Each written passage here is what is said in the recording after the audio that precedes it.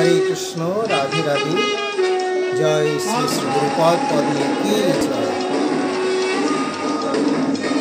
हरे कृष्ण राधे राधे जय श्री गुरुपाद पद्म की जय।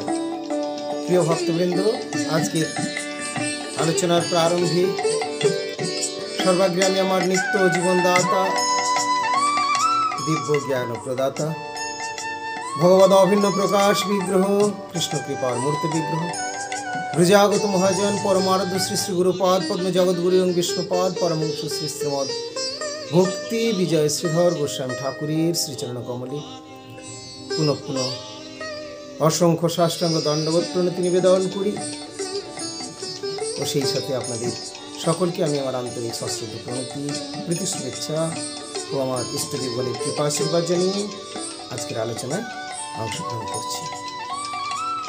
আজকে আমরা আলোচনা করব আসন্ন একাদশী সম্বন্ধে। আসন্ন একাদশী তথা একাদশীর নাম হলো আমলকি একাদশী। একদা ভগবান শ্রীকৃষ্ণচন্দ্রকে যুধিষ্ঠির মহারাজ প্রশ্ন করেছিলেন। যুধিষ্ঠির মহারাজ জানতে চাইলেন কৃষ্ণের কাছে, বলেন, হে কৃষ্ণ, ফাল্গুনী শুক্লা একাদশীর নাম কি, তার মাহাত্ম্য কি, এবং সে একাদশী ব্রত কিভাবেই বা পালন করতে হয়, এই বিষয়ে আপনি কৃপাপূর্বক আমাকে কিছু শ্রবণ করেন। যুধিষ্ঠির মহারাজের এই শ্রবণের আগ্রহ দেখে ভগবান শ্রীকৃষ্ণচন্দ্র অত্যন্ত প্রসন্ন হলেন, পরম উল্লসিত হলেন। ভগবান খুব ভালোবাসেন যদি কেউ তাঁর লীলাকথা শ্রবণ করতে চায়, যদি কেউ তার নাম কীর্তন করে, যদি কেউ তার ভক্তগণের মহিমা কীর্তন করেন, যদি কেউ একাদশী ব্রত পালন করেন, যদি কেউ একাদশী ব্রত মাহাত্ম্য কীর্তন করেন, যদি কেউ একাদশী ব্রতের মাহাত্ম্য শ্রবণ করেন, অর্থাৎ কোনো না কোনোভাবেও যদি কেউ একটুও যুক্ত থাকে কোনরূপ পারমার্থিক প্রসঙ্গে, তাহলে ভগবান শ্রীহরি বড়ই প্রসন্ন হয়ে যায়। আর তাই তো ভগবান শ্রীহরি গোবিন্দ গোপাল মধুসূদন কৃপাপূর্বক আমাদের জন্যে, আমাদের মঙ্গলের জন্য এত ব্যবস্থা করেছেন। ওই জন্য নিজেই একাদশী রূপে প্রকটিত হয়েছেন এবং আমাদেরকে একাদশী করার কথা বলছেন। তাই যে কোনো একাদশীই হোক না কেন, আপনারা অবশ্যই প্রীতিপূর্বক পালন করুন। একাদশীর অপার মাহাত্ম্য মহিমা রয়েছে। একাদশীর ফলে আমাদের সর্ব অভীষ্ট পূরণ হবে, সর্ব অমঙ্গল নাশ হবে। একাদশীর অপর নাম হল মাধব তিথি। মাধব তিথি ভক্তি জননী যতনে পালন করি, কৃষ্ণ বসতি বসতি বলি পরম আদরে বলি, গৌর আমার যেসব স্থান করিল ভ্রমণ রঙ্গে, সেসব স্থান হেরিব আমি প্রণয়ী ভক্ত সঙ্গে। তাই একাদশীর মধ্যে বিশেষ একাদশী আমলকি একাদশীর কথা আলোচনা করব। তো যে কোনো একাদশী হলো পরম মঙ্গলপ্রদ, তাই বলছেন একাদশী অবশ্যই পালন করবেন। বিষ্ণু ভক্ত হয়ে কেউ ভুলক্রমেও একাদশীতে অন্ন ভোজন করলে তার বিষ্ণু পূজা ব্যর্থ হয় এবং সে ঘোর নরকে গমন করে। এগুলো শাস্ত্রে বলেছেন। এক এব নর পাপী নরকে নৃপ গচ্ছতি, একাদশ্যান্ন ভোজিজ পিতৃভি সহ মজ্জতি। অনেকেই হয়তো প্রশ্ন করেন, জানতে চান যে একাদশীতে আপনারা যে বলছেন কোথায় অন্নের কথা বলা আছে, অন্ন ভোজন চলবে না। বহু স্থানেই রয়েছে। আমি একটি শ্লোকে এখানে উপস্থাপন করলাম। তো এই শ্লোকটি বিষ্ণু ধর্মোত্তরে এখানে বলেছেন, এক এব নর পাপী নরকে নৃপ গচ্ছতি, একাদশ্যান্ন ভোজি য পিতৃভি সহ মজ্জতি। পাপ করলে পাপীর নরক হয়, কিন্তু একাদশীতে অন্ন ভোজন করলে সেই পাপী ব্যক্তি পিতৃপুরুষ সহ বহুকাল নরক বাস করে থাকে, নরক ভোগ করে থাকে। এরকম আবার বহু ভুরি ভুরি প্রমাণ রয়েছে। তো যাই হোক, এই জগতে থাকা মানেই আমাদের এক কথায় বলতে গেলে পুরোটাই পাপ, সবই প্রায় পাপই হয়ে যায়। আর এই জগতে থাকতে থাকতে এগুলোকে এখানের মধ্যে আবার স্বর্গ নরকও বিচার করা যায়। তো সবই পাপ কি করে হয়ে যায়? অনেকে হয়তো ভাববেন এগুলো আবার কীরকম কথা, আমরা এত ঠাকুর পূজা অর্চন করছি, এই করছি এ করছি, সবই পাপ। হ্যাঁ, এখানে সবই পাপ বলতে, যেহেতু এখানে বলতে এই জগতে আর কি, বৈকুণ্ঠ বাদ দিয়ে এই জড় জগতে, কুণ্ঠিত জগতের কথা বলছি। যেহেতু আমরা ভগবানকে বাদ দিয়ে সবই করছি, এমনকি একটা প্রণাম যদি করছি সেখানেও কিন্তু আমার স্বার্থ রয়েছে, কিছু একটা চাচ্ছি টাচ্ছি ইত্যাদি, মানে শুদ্ধ প্রণাম সেটাও নয়। শুদ্ধ ভক্তি তো অনেক দূরের কথা। শুদ্ধ ভক্তি লাভ করতে হলে, শুদ্ধ ভক্ত হলে দুধকে যেমন ফুটিয়ে ফুটিয়ে ক্ষীর করতে হয়, সেরকম ভক্তিটা আমাদের ফুটিয়ে ফুটিয়ে অর্থাৎ খাঁটি করতে হবে, তার ঘনত্ব নিয়ে আসতে হবে। সেটা হবে সাধুসঙ্গে। সাধুসঙ্গে শ্রবণ কীর্তন করতে হবে। ডাক্তারবাবু যে ওষুধপত্র দিচ্ছেন সেগুলো ঠিকমতো গ্রহণ করতে হবে, এবং যে বিধি নিষেধ রেস্ট্রিকশনগুলো বলছেন সেগুলো ঠিকমতো মানতে হবে। তাহলে আমরা আমাদেরও যে ভক্তিপথে যে শুদ্ধতার প্রয়োজন সেগুলো আমরা লাভ করতে পারব, আমাদের শুদ্ধ ভক্তি লাভ হবে, আমরা শুদ্ধ ভক্ত হতে পারব। তো আসুন প্রথমে আমরা প্রাথমিক কথা আলোচনা করি। প্রাথমিক বা প্রারম্ভিক, এটা সবার জন্যে। সবার জন্য বলতে মানুষের জন্যে। কুকুর বিড়াল তো এগুলো করতে পারবে না, কিন্তু মানুষের মতো খাওয়া দাওয়া তারাও করবে, ঘুম তাদেরও আছে, তাদেরও বাচ্চা কাচ্চা রয়েছে, বাকি সবগুলো সব একই রয়েছে প্রায়। কিন্তু মানুষকে একটু উন্নত বিচার বুদ্ধি সম্পন্ন জীব তৈরি করেছেন ভগবান। তবে উন্নত বিচারে বা কী বলি, আমাদের এখানে যাকে আজকেই কেউ হয়তো একটু আমার ইউটিউবেই কোনো একটি পোস্ট থেকে কমেন্ট করেছিলেন, আমাদের এখানে প্রায়ই অনেক বাঁদরগুলো আসে, বানর হনুমানগুলো, এরা সব ভক্ত এবং খুব ওবিডিয়েন্ট, এরা কথা শোনে, এবং তাদের মধ্যে একটা ভালো সম্পর্ক, ভালোবাসার সম্পর্ক তৈরি হয়েছে। তো তারাও বোঝে আমি কোনো খাবার দিলে এমন আলগাভাবে নেবে যাতে তাদের নখ না লেগে যায়, এরকমভাবে। তো এই কথাগুলো বাস্তব সত্য কথাই। উইদাউট ট্রেনিং, তাদেরকে কোনো ট্রেনিং দেওয়া হয়নি। তো কেউ কমেন্ট করেছেন, মহারাজ আপনার কাছে বানরগুলো এরাও খুব অনুগত রয়েছে, মানুষগুলো হচ্ছে না।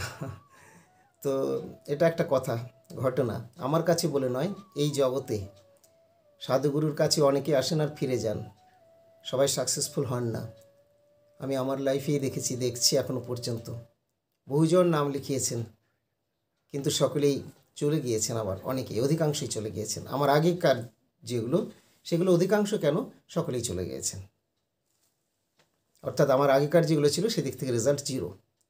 পরে যদি আবার কেউ পরের ব্যাপার, ভবিষ্যতের ব্যাপার, সে তো ভগবান জানাবেন। তো যাই হোক, যে কথা বলছিলাম, যে পশুগুলো শিক্ষা নিচ্ছে, ভাষা বুঝছে, ভালো হচ্ছে, কিন্তু মানুষগুলো কিছুতেই বুঝতে চায় না, বুঝছে না। যদি কেউ বোঝেন এবং সেভাবে জীবনযাপন করেন, তাহলে তার মনুষ্যত্ব, তাকেই প্রকৃত মানুষ বলা যায়। যিনি জীবনের সদ্ব্যবহার শিখেছেন, শুধু খাওয়া পড়া নয়, সেগুলো তো কুকুর বিড়াল ছাগল যা কিছু আছে সবাই করে। বিভিন্ন জন্মে বিভিন্ন পশু পক্ষী কীট পতঙ্গ 84 লক্ষ যোনি ভ্রমণ করে দেবতুল্য মনুষ্য জন্ম আমরা প্রাপ্ত হয়েছি, কিন্তু আচরণ যদি ঠিক না করলাম তাহলে মঙ্গলের আশা কোথায়, আবার অমঙ্গল। তো এই জিনিস শাস্ত্র আমাদের ব্যবস্থা করেছেন, এবং শাস্ত্রের কথা আমরা বুঝি না বলে আবার তিনি নিজে আসছেন সাধুগুরু রূপে। এই কলিকালে শ্রী চৈতন্য মহাপ্রভু নিজে আসলেন, সাধু পাওয়া কষ্ট বড় জীবের লাগিয়া, সাধুগুরু রূপে কৃষ্ণ আইলা নদিয়া। তার আগে শুধু ভণ্ডামিতে ভর্তি ছিল, প্রকৃত সাধু খুঁজে পাওয়া মুশকিল ছিল। মহাপ্রভু ধরিয়ে দিলেন যে শুধু বেশভূষা দাড়ি চূড়া রাখলেই, জটাজুটো রাখলেই বা গৈরিক বসন ধারণ করলেই সাধু নয়। সাধু হবে তার আচরণের উপরে, তাকে আচারবান হতে হবে, তাকে আচরণ করতে হবে। আচরণ ছাড়া কখনো সাধুত্ব হয় না, আচরণ ছাড়া কখনো সে প্রকৃত সাধু হতে পারে না। সাধু হওয়া মানে বেশভূষাটা নয়, সাধু হওয়া মানে হলো তার সাধুত্বকে জাগানো, অর্থাৎ ভগবানের সেবায় নিয়োজিত হওয়া। সামান্য একটু না, পুরোপুরি। তো প্রথমে তার পুরোপুরি হয় না, একটু একটু করে শুরু করা হয়। এই জন্য শুরুর জন্যে প্রারম্ভিক বা প্রাথমিক অবস্থায় বারবার বলা হয়েছে যে আপনারা শ্রীহরির প্রিয় তিথি মাধব তিথি একাদশী ব্রত পালন করুন। কেউ যদি পুরোপুরি শুদ্ধাচারী সদাচারী হতে নাও পারেন, পুরো একাদশী যদি পুরো যদি নিরামিষাশী ভোজন নাও করতে পারেন, নিরামিষ ভোজন বা আরও শুদ্ধতা যদি নাও থাকে, তবুও তিনি অন্তত একাদশীটা পালন করুন। মাসে 2 দিন, 15 দিন অন্তর অন্তর। তারপরে একাদশী করতে করতে শ্রীহরির কৃপা, একাদশীর প্রভাবে আপনার জীবনের ক্রমোন্নতি আসবে। তখন আর জোর করে অভ্যেস করতে হবে না, পরন্তু শুধু একাদশীই নয়, মনে হবে আমি প্রতিদিনই ভগবানের জন্য এই নিয়মকানুনগুলো পালন করি। আর জটিল মনে হবে না, কষ্টকর হবে না, স্বাভাবিকভাবে হয়ে যাবে। পরন্তু সেটা না করলেই বা সেই রকম পরিবেশটা না পেলে আপনার পক্ষে কষ্টকর হয়ে দাঁড়াবে। তো তাই অবশ্যই শুরু করুন। সামনের একাদশীটি খুবই ভালো একাদশী, বিশেষ একাদশী। বছরে যেমন একবারই আপনি সুযোগ পাবেন শ্রীমন মহাপ্রভুর আবির্ভাব তিথি বা জন্ম উৎসবের, দোল উৎসবের, ঠিক সেই রকমভাবেই বছরে একবারই সুযোগ রয়েছে এই একাদশীটির, যেটি হলো আসন্ন একাদশী, আমলকি একাদশী। তো যুধিষ্ঠির মহারাজজি জানতে চেয়েছিলেন ভগবান শ্রীকৃষ্ণচন্দ্রের কাছে, তখন ভগবান শ্রীকৃষ্ণচন্দ্র তার উত্তর দিচ্ছেন। বলেন, বহু পূর্বে এই প্রশ্ন জানতে চেয়েছিলেন মানধাতা এবং পরিবেশন করেছিলেন, উত্তর প্রদান করেছিলেন বশিষ্ঠ ঋষি। তো সেই উত্তর বা সেই সংলাপটি এখন আমি আপনাকে বলছি। হে মহারাজ, আপনি শ্রবণ করুন। এই একাদশীর নাম আমলকি একাদশী। বিষ্ণু লোক প্রদানকারী রূপে এই একাদশী বিশেষভাবে মহিমান্বিত। একাদশীর দিন আমলকি বৃক্ষের তলে রাত্রি জাগরণ করলে সহস্র গাভী দানের ফল লাভ হয়। শাস্ত্রী গ্রন্থে এরকম রয়েছে, আমরা এগুলো শ্রবণ করব। আর এইভাবে গিয়ে তো আমাদের বর্তমান দিনে আমলকি বৃক্ষের তলায় এরকমভাবে শোয়াটা সকলের সম্ভব নয়, আর সেই বৃক্ষ খুঁজে পাওয়া মুশকিল, আর তাছাড়া অনেক প্রকার প্রবলেমও থাকতে পারে। তাই এগুলো আমাদের কিভাবে গ্রহণ করতে হবে, কোন ঔষধ পথ্যটা, ডোজটা কীরকমভাবে নিতে হবে, সেটা ডাক্তারবাবুদের সঙ্গে আমাদের আলোচনা করা উচিত। তাই এখন এটা সেই ক্ষেত্রে সেই মাহাত্ম্যের জিনিস সে বর্ণন করেছেন, সেই সব বাণীগুলো শ্রবণ করুন, হৃদয়ে আদর করুন, মানসে তার পূজা অর্চন করুন, তাহলে ভগবান শ্রীহরি প্রসন্ন হবেন। তখনকার সময়ে যেগুলো বর্ণন করা হয়েছিল, আজকের দিনে সেইগুলো আমাদের ওইভাবে ফলো করা সম্ভব নয়। আর তাছাড়া অনেক কিছুই তো পরিবর্তিত হয়েছে, তাই কিছু কিছু তো এদিক ওদিক পরিবর্তিত হবে, মূল শিক্ষণীয় জিনিসটা অপরিবর্তিত থাকবে। এবং তার জন্যে আচার্যগণও পরিবর্তিত হয়ে আসছেন। পূর্বের আচার্য এক ছিলেন, অন্তরে তাঁদেরই পরবর্তী আরেক আচার্য আসছেন, কিন্তু বাইরে তাদের ভেদ থাকছে, কিন্তু অন্তরে তারা একাত্মা হয়েই আসছেন। স্থান কাল অনুসারে পূর্ব আচার্য যেভাবে নির্দেশ করেছিলেন, বর্তমান আচার্য সেভাবে নির্দেশ নাও করতে পারেন, এবং হয়তো করার প্রয়োজন হবে না, কিছু এদিক ওদিক হবেই বলেই তো আচার্য পরম্পরায় পরিবর্তিত হয়ে হয়ে আসছেন, কিন্তু ভেতরে তারা অপরিবর্তিত রয়েছেন। তাই এখানে আচার্যবৃন্দ যেভাবে নির্দেশ করছেন সেভাবে করতে হবে। এখানে এই শ্রবণের মাহাত্ম্য আপনারা শ্রবণ করুন, এবং যেগুলো বিশেষভাবে পালন করার অবশ্যই সেগুলো পালন করবেন। সবচেয়ে বড় হলো এই একাদশীগুলোর দিনে হরিনাম বাড়াবেন, এবং একাদশীর যে সমস্ত খাবার গ্রহণ করতে নেই সেগুলো বর্জন করবেন। যেভাবে প্রসাদ অনুকল্প গ্রহণ করা যায় সেগুলো গ্রহণ করবেন।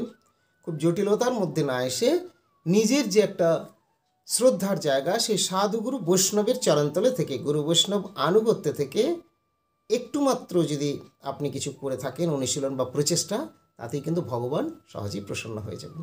তো এখন আমরা একাদশী মাত্র শ্রবণ করি। গ্রন্থে যা বর্ণন করছেন আমি সেই কথাই আপনাদের কাছে উপস্থাপন করছি। বলছেন, হে পাণ্ডুনন্দন, পূর্বে ব্রহ্মার রাত্রিতে দৈনন্দিন প্রলয় উপস্থিত হলে স্থাবর জঙ্গম সহ দেবতা, অসুর, রাক্ষস ও সব কিছুর বিনাশ হয়। তখন ভগবান সেই কারণ সমুদ্রে অবস্থান করেন। তার মুখ পদ্ম থেকে চন্দ্রবর্ণের এক বিন্দু জল ভূমিতে পড়ে। সেই জলবিন্দু থেকে একটি বিশাল আমলকি বৃক্ষ উৎপন্ন হয়। এই বৃক্ষের স্মরণ মাত্র গোদানের ফল দর্শনে তাহার দ্বিগুণ এবং এর ফল ভক্ষণে 3 গুণ ফল লাভ হয়। এই বৃক্ষে ব্রহ্মা, বিষ্ণু আর মহেশ্বর সর্বদা অবস্থান করেন। এই বৃক্ষে মানে আমলকি বৃক্ষে, এই জন্য আমলকির এত মাহাত্ম্য বলা হয়েছে। এর প্রতিটি শাখা প্রশাখা ও পাতায় ঋষি দেবতা ও প্রজাপতিগণ বাস করেন। আমলকি বৃক্ষের এত মাহাত্ম্য। এই বৃক্ষকে সমস্ত বৃক্ষের আদি বলা হয় এবং তা পরম বৈষ্ণব রূপে বিখ্যাত। অতএব এই শ্রেষ্ঠ ব্রত সকলেরই পালনীয়। এখন এই ব্রতের একটি অদ্ভুত ইতিহাস আপনার কাছে বর্ণনা করছি। প্রাচীনকালে বৈদিশ নামে এক প্রসিদ্ধ নগর ছিল। এগুলো পুঙ্খানুপুঙ্খ যদি মনে নাও রাখতে পারেন কোনো অসুবিধা নেই, মূল শিক্ষণীয় জিনিসটা গ্রহণ করবেন। তাই এখানে বর্ণন করছেন যে এই নগরে চৈত্ররথ নামে এক রাজা রাজত্ব করতেন। চন্দ্রবংশীয় পাশবিন্দুক রাজার পুত্র রূপে তিনি জন্মগ্রহণ করেন। তিনি অত্যন্ত শক্তিমান ও ঐশ্বর্যশালী ছিলেন। শাস্ত্র জ্ঞানও তার ছিল খুবই। তার রাজ্যের সর্বত্রই মনোরম আনন্দপূর্ণ এক দিব্য পরিবেশ লক্ষ্য করা যেত। প্রজারা ছিলেন বিষ্ণু ভক্তিপরায়ণ, সকলেই একাদশী ব্রত পালন করতেন। তার রাজ্যে কোনো অভাব অমঙ্গল ছিল না। এইভাবে প্রজাদের নিয়ে রাজা চৈত্ররথ সুখে দিন যাপন করছিলেন। একসময় ফাল্গুনী শুক্লাপক্ষের দ্বাদশী যুক্তা আমলকি একাদশী তিথি সমাগত হয়। রাজ্যের সকলেই এই ব্রত পালনের সংকল্প করলেন। একাদশীর এই মাহাত্ম্য জেনে তারা সকলেই ব্রত পালন করার ইচ্ছা করলেন, সংকল্প করলেন। ওই দিন প্রাতঃ স্নানের পর প্রজাদের নিয়ে রাজা ভগবান শ্রী বিষ্ণু মন্দিরে যান। প্রাতঃ স্নানের পর তো তাই একাদশীর দিনটা অবশ্যই আমাদের সকলেরই প্রাতঃ স্নান সেরে নিতে পারলেই ভালো, তারপর অন্যান্যভাবে সেবা পুজোতে যুক্ত হওয়াটা উচিত যথাসম্ভব। তো বলছেন ওই দিন প্রাতঃস্নানের পর প্রজাদের নিয়ে রাজা ভগবান শ্রী বিষ্ণুর মন্দিরে যান। সেখানে সুবাসিত জলপূর্ণ কলস, ছত্র, বস্ত্র, পাদুকা, পঞ্চরত্ন ইত্যাদি দিয়ে সাজিয়ে স্থাপন করেন। তো এইভাবে সুন্দর বর্ণন করেছেন। আরও অনেক অনেক সুন্দর কথাগুলি রয়েছে এখানে। বর্তমান দিনে আমাদের পক্ষে এগুলো অতখানি সম্ভব হয় না। দেখুন, পুঙ্খানুপুঙ্খ পাঠ আলোচনা বা তুলে ধরার কোনো আবশ্যকতা নেই। এ তো মানে বহু পুরাকালের কথা। এত দূরে আমি না গিয়ে খুব সামনের কথাটাই দেখছি, আলোচনা করছি। মহাপ্রভুর সময়ের কথা, আজ থেকে মাত্র কয়েক বছরও বলা যায়, 500 বছর আগে প্রায়। তো মহাপ্রভু হেঁটে বৃন্দাবনে গেলেন। আমরা কি এখন হেঁটে যাব? যাব না। মহাপ্রভু আলালনাথে তাঁর বিরহে অস্থির হয়ে শুয়েছিলেন জগন্নাথের অদর্শনে। কিন্তু আমরা তো সেইভাবে আর অস্থির হয়ে আমরা কেন, এখন সেরকম দেখা যায় না, শোনা যায় না, এবং কেউই সেটা করতে পারবেন না, কেউই করতে পারেন না সেটা। কেননা উনি ছিলেন মহাপ্রভু, উনি সবারই প্রভু। তাই এটার অন্যের কারণ নয়। তিনি আলালনাথে শুয়ে থাকতেন। সেই বিরাট প্রস্তরের মধ্যে তার চিহ্ন আজও বর্তমান রয়েছে। পুরীধামে জগন্নাথ মন্দিরে যারা দেখছেন, মহাপ্রভু যেখান থেকে এইভাবে দাঁড়িয়ে দর্শন করতেন গৌড় স্তম্ভের পিছন থেকে, সেখানে তার শ্রীহস্তের অঙ্গুলির ছাপ আজও বর্তমান রয়েছে। এগুলো হলো তিনি মহাপ্রভুই, সবচেয়ে বড় প্রভুই হলেন তিনি। এগুলো তার জন্যে। তার পৃষ্ঠজনদের মধ্যেও কিন্তু এগুলো নাই। তাদের লীলা আলাদা। তাদের উদ্ধার করার জন্যে, তার কৃপা পাইয়ে দেওয়ার জন্য তার শিক্ষাগুলো দেওয়া। ব্যাস। তাহলে দেখুন, সেই জিনিসগুলো আমরা সব যেমন নিচ্ছি না, মহাপ্রভু হেঁটে গিয়েছিলেন, আমরাও হেঁটে যাচ্ছি না ইত্যাদি। তাহলে গ্রন্থের যেগুলো সেই কালের হয়েছিল, হ্যাঁ, আমাদের জানা দরকার, আলোচনা করা দরকার। শ্রবণের একটা মাহাত্ম্য ফল রয়েছে, শ্রবণ করা দরকার। কিন্তু আমাদেরকে যে সেইভাবেই সেটা করতে হবে সবসময় তা নয়। আমরা অনুসরণটা করব, অনুকরণটা নয়। অনুকরণ না করে অনুসরণ করব, মূল শিক্ষণীয় এবং আমাদের পক্ষে যেগুলো গুরু বৈষ্ণব আনুগত্য পালন করা সম্ভব আমরা সেগুলোই করব। তো বলছেন যে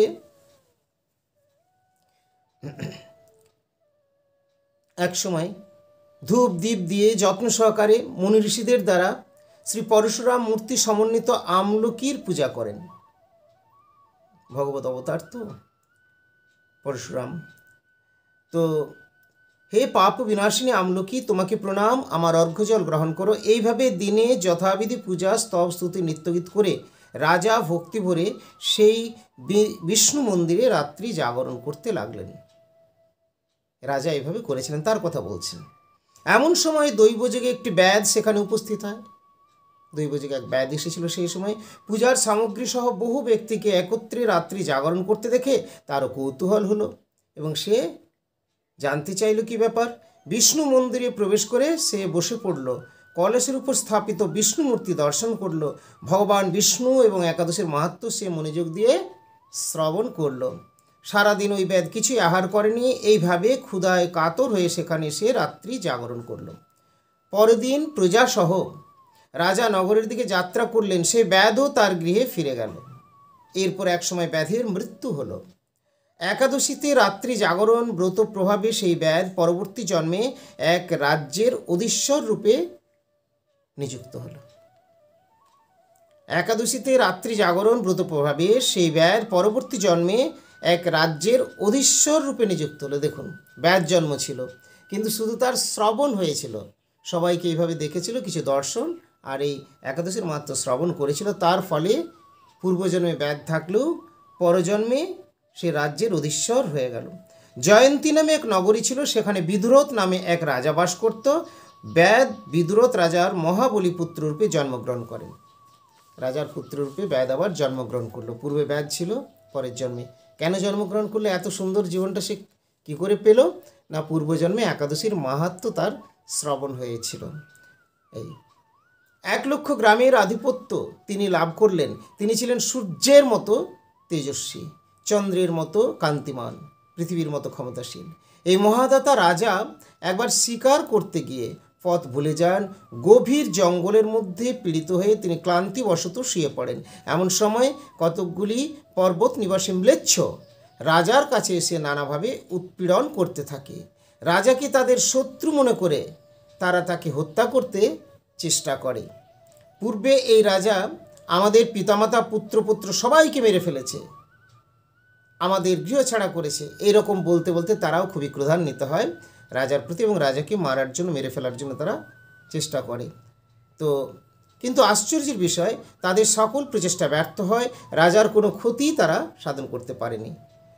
কেন না, তখন রাজার শরীর থেকে নানা অলঙ্কারে বিভূষিতা এক পরমা সুন্দরী স্ত্রী মূর্তি আবির্ভূত হন। যখন এই ম্লেচ্ছরা সকলে আক্রমণ করার জন্য অস্ত্রশস্ত্র নিয়ে রাজাকে মেরে ফেলার জন্য ব্যস্ত হচ্ছে, তখন এক পরমা শক্তি সেই রাজার শরীর থেকে স্ত্রীরূপা এক শক্তি প্রকাশিত হয় এবং সেই মহাশক্তি ধারিণী ওই নারী অল্প সময়ের মধ্যে সকল পাপী ম্লেচ্ছকে নিধন করল। রাজার নিদ্রাভঙ্গ হলো। এই ভয়ানক হত্যাকাণ্ড দেখে রাজা অত্যন্ত বিস্মিত হলেন। এরকম তো এইভাবে সুন্দর এই ঘটনাটি বর্ণন করেছেন, শাস্ত্রে রয়েছে। তো দেখুন তাহলে, যখন সে রাজা তিনি ধ্যানমগ্ন বা নিদ্রিত প্রায় এবং শত্রুপক্ষের আক্রমণে হয়তো তিনি শেষ হয়ে যেতেন সেই অবস্থায়, কিন্তু তাকে রক্ষা করলেন কে? না, তাঁরই অঙ্গ থেকে প্রকাশিত হলো এক অদ্ভুত নারী মূর্তি, বিভিন্ন অলঙ্কারে বিভূষিতা, এবং সেই সকলকে বধ করে, নাশ করে সকলের, এবং তার দ্বারা রক্ষিত হয়। পরে আবার রাজা যখন বাহ্য জ্ঞান ফিরে পাচ্ছেন, তখন জানতে চাইছেন কি হলো, আমাকে কে রক্ষা করলো। এরকমভাবে তখন দৈববাণী হচ্ছে, ভগবান ছাড়া আর কে করবে? ভগবান বলছেন, আমিই তো রক্ষা করেছি। তো কেন রক্ষা করলেন? না, দেখুন, পূর্বে তার একাদশীর কথা শ্রবণ হয়ে গিয়েছিল। একাদশীর কথা শ্রবণের ফলে, মাহাত্ম্য কথা শ্রবণের ফলে, বা একাদশী ব্রত পালন হয়েছিল, তার পালনের ফলে সে কোন জায়গা থেকে কোন জায়গায় এসে পৌঁছেছিল। ব্যাধ যে মহাপাপে লিপ্ত, যার প্রতি মুহূর্তে পাপ কার্য, সে সেই জীবন থেকে নিস্তার পেয়েছিল। শুধু তাই নয়, সেই জন্মে তো ব্যাধ ছিল, পরে জন্মে রাজার পুত্র এবং অবশেষে নিজেও রাজা। তো তারপরে এরকমভাবেই সেই ব্যাধ রক্ষা পেয়েছিলেন ভগবানের বা একাদশীর কৃপা প্রসাদে। ব্যাধ রক্ষা পেয়েছিলেন বললে ঠিক হয় না। ব্যাধ রাজা হয়ে তারপরে সেখান থেকে আবার তিনি শত্রুদের হাত থেকে ভগবানের কৃপায় রক্ষিত হলেন। তাহলে একটা একাদশীর ফল বা মাহাত্ম্য এরকমই রয়েছে। তাই আপনারা অবশ্যই একাদশী ব্রত পালন করুন বা পালন করবেন সকলেই। আসন্ন এই একাদশী ব্রতটি হচ্ছে 14ই মার্চ সোমবার 29শে ফাল্গুন। 29শে ফাল্গুন সোমবার 14ই মার্চ এই একাদশী আমলকি একাদশী। আর আমলকি প্রভুকে ভোগ লাগান, আমলকি প্রসাদ পান, আমলকি বৃক্ষের স্মরণ করুন, আর এই লীলা কথাটা চিন্তা করুন। এই লীলা কথা চিন্তা বা স্মরণ করতে করতে হরিনাম করুন। যারা মালিকা প্রাপ্ত হয়েছেন তারা মালিকাতে করুন, যারা মালিকা প্রাপ্ত হননি তারা হাতে জপ করবেন, মুখে নাম গাইবেন, হরে কৃষ্ণ কৃষ্ণ কৃষ্ণ হরে হরে, হরে রাম রাম রাম হরে হরে। এছাড়াও নিজ নিজ যে গুরুপাদ পদ্ম রয়েছেন বা যারা মঠ মন্দির সাধুগুরু বৈষ্ণব সান্নিধ্যে রয়েছেন, যুক্ত রয়েছেন, সেখান থেকে আবার বিশদে জেনে নেবেন এবং সেই মতোভাবে পালন করবেন, তাহলে খুব ভালো থাকবেন। পরের দিনে হলো পারণ, অর্থাৎ 15ই মার্চ। পারণের সময়টি এখানে বলছেন 9:48 মধ্যে, সকাল 9:48 মধ্যে। ওই দিন হলো আবার মাধবেন্দ্র পুরীপাদের তিরোভাব তিথি। যদি সুযোগ হয় আমরা মাধবেন্দ্র পুরীপাদের কথাও কখনো আলোচনা করব কিছু। আজকের আলোচনা এখানে বিরতি দিলাম নাম সংকীর্তনকে। জয় শ্রী গুরুপাদ পদ্ম কি জয়, শ্রমণ মহাপ্রভু কি জয়, রাধা বনমালী জিউ কি জয়, শুভ শ্রী আগত আমলকি একাদশী কি জয়, নিতাই গৌর প্রেমানন্দে হরি হরি বল।